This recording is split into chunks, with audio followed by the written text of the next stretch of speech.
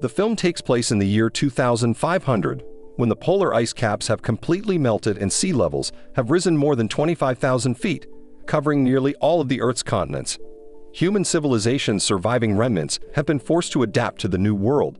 They have long forgotten how to live on land and now live on rugged, floating communities known as atolls. It is thought that a mythical dry land exists somewhere in the vast ocean. In another part of the world, a lone drifter known as the Mariner sails the Earth in a trimaran made of random scrap. He survives by recycling his own urine as drinking water and spends his days scouring the ocean floor for artifacts. Someone gets into his boat while he is diving and steals the fruit from his little lime tree.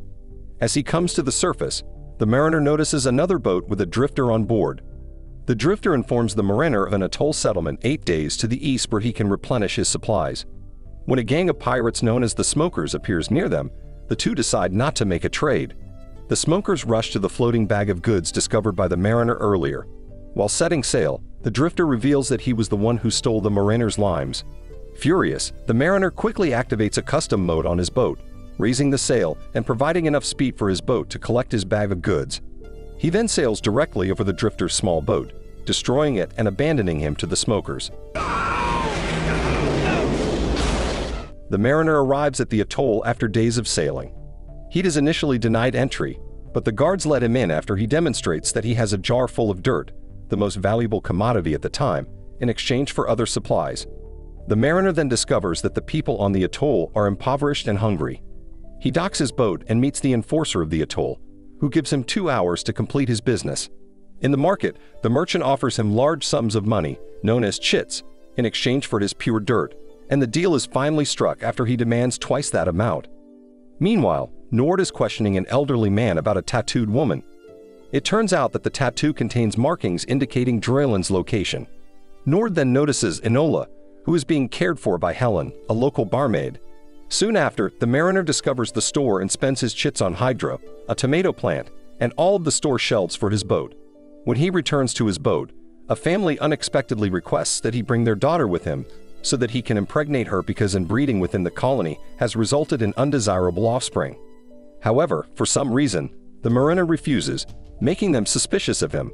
As a result, before leaving the atoll, the residents detain him, and one of them discovers that the Mariner is a mutant with gills behind his ears and webbed feet. The guards, terrified by the mutation, attack him quickly, and the Mariner fights back until he is eventually caught in a net and imprisoned until further notice. That night, he is imprisoned in a cage suspended over the docks. The Mariner notices Nord sneaking out of the atoll from afar as a group of youths scavenge his trimaran and steal some of his goods. Helen, on the other hand, speaks with her friend Gregor, an eccentric investor who is desperate to find Drayland. Helen advises them to leave as soon as possible for Enola's safety because people are gossiping about her. However, Gregor expresses frustration that they cannot leave until he reads the map to Dryland on Enola's back. Aside from that, the girl's background is also a mystery because she enjoys drawing pictures, many of which she does not recognize. Following that, Enola casually mentions that the Mariner might be able to read the map. As a result, Gregor approaches him and begins questioning him about his mutations. He also inquires as to where Dryland is, but their conversation is abruptly cut short by the enforcer, and Gregor is forced to leave him. The elders gather around the Mariner the next morning and decide to recycle him by drowning him in a pit organic sludge. At the same time, a lookout on an atoll notices a large army of smokers, led by the Deacon, approaching their settlement in search of Enola. Fortunately, the Mariner's execution is postponed as the residents begin to panic about the impending attack.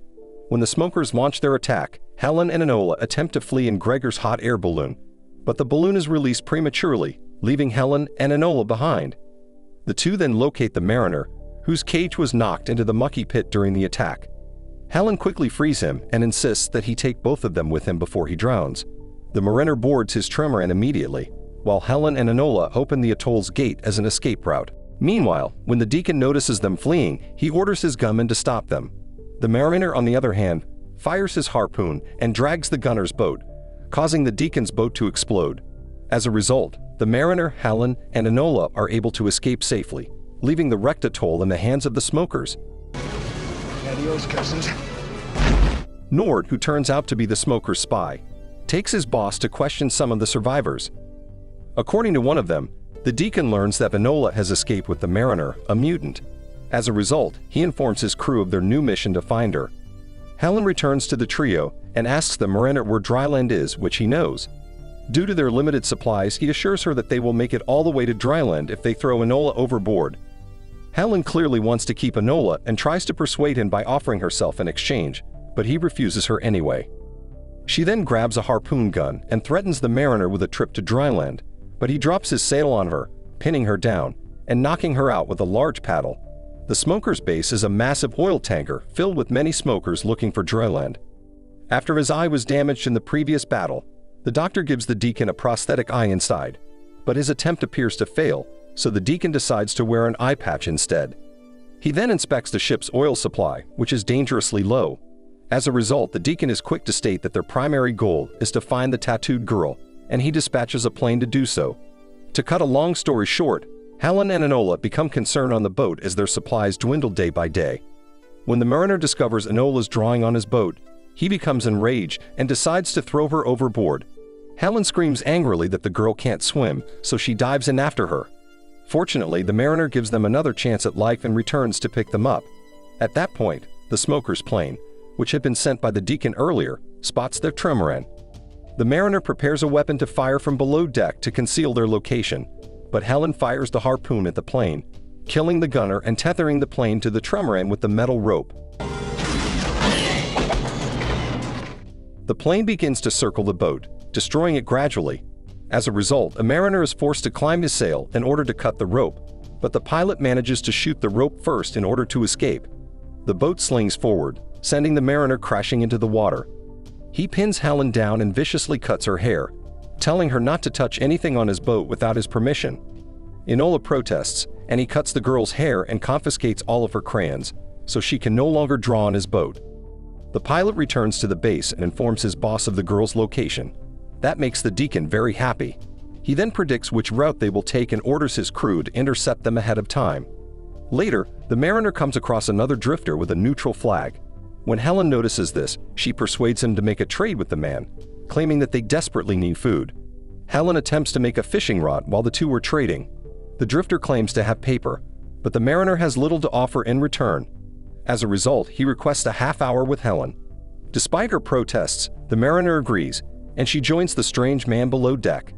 At the same time, the Mariner reads the paper quickly, but he doesn't seem to find anything useful after reading it. As a result, he goes down and informs the drifter that their deal has been canceled. The man becomes agitated and attempts to assassinate the Mariner. Helen reclaims the top spot as the fight continues, with the Mariner emerging victorious. He then throws his body into the sea and rummages through his boat for useful items. Desperate for food, the Mariner takes Helen's fishing rod and throws it in the water, telling her she won't catch anything. Instead, he demonstrates to Helen and Enola how he looks for food. He then pulls out his harpoon gun and dives into the water as bait. While a large mutated shark tries to swallow him, the Mariner kills the mutated fish with a harpoon gun and cooks it for the trio to eat. Enola looks at the Mariner's web feet after they finish eating and wishes she had his feet so she could swim. The next morning, the Mariner teaches her how to swim, and Helen observes them, admiring their bond. A few days later, the group arrives at an outpost for repairs. The Mariner attempts to communicate, but the lookouts in the tower do not respond. As a result, he becomes suspicious and decides to use an underwater periscope, only to discover that the smokers have ambushed them underwater. The Mariner realizes the ambush at the last second and turns his boat to escape. They barely make it out alive, even after the Deacon fires his rifle, injuring the Mariner. Soon after, the Mariner inquires as to why the smokers are pursuing them. Helen eventually reveals that Enola has a tattoo on her back that leads to dryland, but he still believes it is a myth, claiming that he has sailed further than anyone else but has never seen it. Following that, Helen angrily questions him about everything on his boat that no one has ever seen and demands to know where he got his dirt. As a result, the Mariner gives her a homemade diving bell and takes her to see the submerged city's remains. He also shows her the dirt he sold at the bottom of the sea, which confirms Helen's belief. When they return to the surface, they discover that the smokers have caught up with them and are threatening to kill them unless they hand over Enola, who is hiding aboard the boat. The Deacon, on the other hand, bluffs the others' deaths by firing his gun into the air, and Enola reveals herself, only to be apprehended by the smokers. The Deacon, holding Enola, orders his crew to kill the Mariner and Helen while burning the Tremarin. Fortunately, the Mariner escapes with Helen by diving underwater to avoid capture, and he kisses her so that both of them can breathe. When they return to the surface, they discover that Enola has vanished and his boat has been destroyed. The Mariner finally opens up to Helen for the first time, telling her about his loneliness. Helen kisses him without further ado, and he kisses her back. The following morning, the Mariner searches below deck for anything useful, where he discovers Enola's drawings of various dryland objects, including trees. He then goes through his personal collection of National Geographic magazines, recognizing trees on the cover. With that, he realizes dryland might actually exist. After a while, Gregor appears in his hot air balloon and finds both of them. He then transports them to a new makeshift atoll populated by survivors from the first attack. They discuss plans to find dryland at night, and how they will need Enola to do so, but some of them argue that rescuing her is too dangerous. Fortunately, the Mariner says he will go alone to rescue the girl. He then boards a boat and sails to the oil tanker, where he secretly boards. As the deacon prepares the crowd for his speech, he quietly kills anyone who comes across. The land. The deacon declares that they will begin rowing to dryland and orders his crew to release massive oars from the side of the tanker to conserve oil, not realizing that the deacon must first decode the map. As the smokers flee below deck, the Mariner confronts the deacon and holds out a flare, threatening to ignite the tanker's oil reserves unless Enola is returned. The deacon calls his bluff, knowing that the flare will destroy the ship, but the Mariner, to his surprise, drops the flare into the oil reservoir. As a result, the ship catches fire and begins to sink. Oh, thank God. The deacon seizes Enola and attempts to flee with her on his plane, but the Mariner stops him with an old anchor cable before he can take off. He eventually saves the girl, and the two embrace. Meanwhile, Gregor appears above them in his hot air balloon, accompanied by Helen and the atoll enforcer. They immediately lowered a rope to allow the Mariner to flee. The deacon grabs the rope to escape the sinking ship as he brings Enola to Helen, but he is thrown into the water by the Mariner. The deacon locates a stray jet ski and shoots the hot air balloon, knocking Enola from the balloon and into the ocean. As he and some of his men close in on Enola, the Mariner makes an impromptu bungee jump from the balloon to grab her, just as the deacon and his men collide on their jet skis and die in an explosion. The survivors see the words Exxon Valdez printed on the stern as the tanker sinks. At that point, Gregor recognizes the tattoo on Enola's back as the coordinates in reverse directions. After a few days of flying, the group discovers the dryland, which is covered in vegetation, wildlife, and other things they've never seen before. They also discover a small hut containing the remains of Enola's parents. The enforcer suggests that they follow ancient burial customs and give Enola's parents their final resting place. While everyone else is having a good time in dryland, the Mariner feels out of place. Instead, he believes the ocean is his home and decides to leave the land by building a new wooden trimaran. Enola is irritated by his decision and complains that she does not want him to leave, but the young lady eventually understands. Helen and Enola say their goodbyes, but the Mariner promises to tell others about dryland and lead them there. The film concludes with Helen and Enola climbing to the highest hill to watch him sail away, where they discover a plaque indicating they are on the summit of Mount Everest. So what did you think of this movie? Leave it in the comments below. And if you liked the video, please like and subscribe for more movie recaps. See you in the next video.